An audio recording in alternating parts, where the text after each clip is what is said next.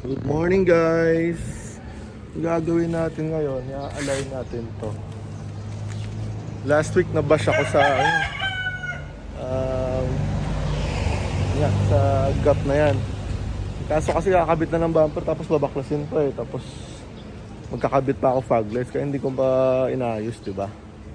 Ngayon, topic natin ngayon, paano yung align yan. Ayun, una, tanggalin natin yung bumper. Medyo mahabang proseso yan, hindi ko na hindi ko na ma-vlog lahat yan. Pero bibigay na lang ako ng kaunting tip. Bali naglita. Ako na konti na lang screw nito eh. Gawa nga na hindi ko pa finix kasi nga naghihintay ako ng fog lights. Galing Bangga kasi kotse ko. Kaya ayun, nagpalit ako bumper. Tapos syempre hindi ko na muna pina-align. Kasi tatanggalin ko pa eh, diba? So ito ngayon. Kunwari, tanggal na natin lahat. Tanggal na lahat dito. Ayun.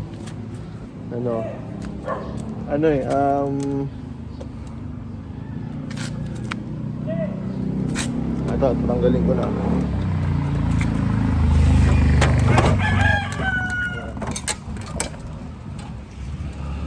Guys, dito tayo mag-a-adjust kasi ito yung bumubuhat sa bumper eh. So itulak natin konti to. Ayan, tulak natin konti para iangat niya dito, para umangat to. Tanggal tuloy Euro plate ko para umangat to, hindi to. So yun, dandanin lang din, baka masobran sa yun, hanggang dito lang muna guys, gawin ko muna kasi tansya talaga eh, trial and error.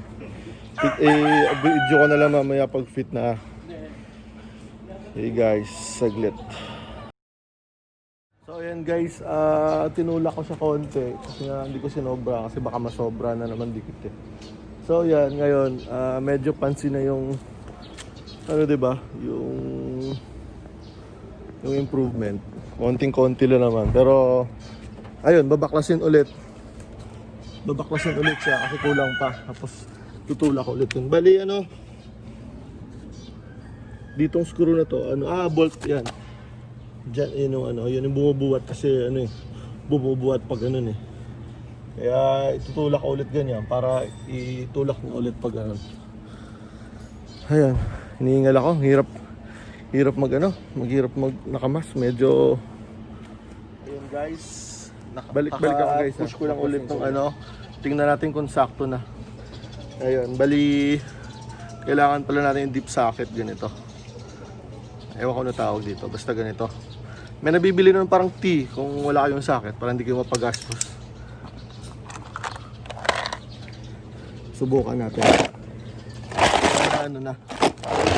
Sana okay na.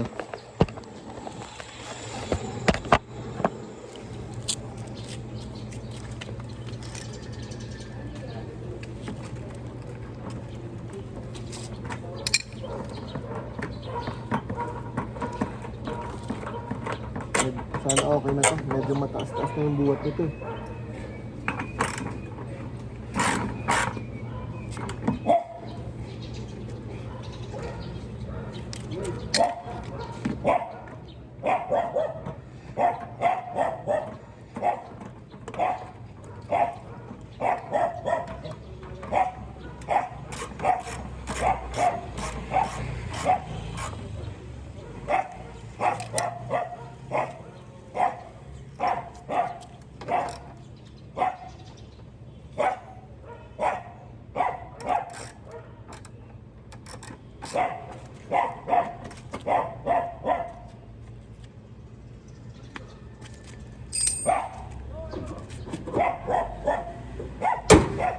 Yun. Ayoko naman kasi ng sobrang sobrang dikit eh. May Mirage kasi dun sa na brand new na wala talagang bangga. Ayan, yung gap na ganyan lang din. Ayan, actually sakto na siya tulad dyan Ayun. I-screw na lang maya ito. Sorry guys, naputol kanina yung video na ubusan ako ng memory. So yun, hanggang dito na lang tayo guys. Ayan, malayong-malayo na siya compare kanina, di ba? Ayan oh. Kung tingnan nyo kanina yung yung unang video. Ito hindi ko pa na-screw. Wala, hindi hindi na makailangan i-vlog yun eh. Kasi basic lang naman yan. Dalawa hindi pa yan. So kung sa ilalim hindi pa.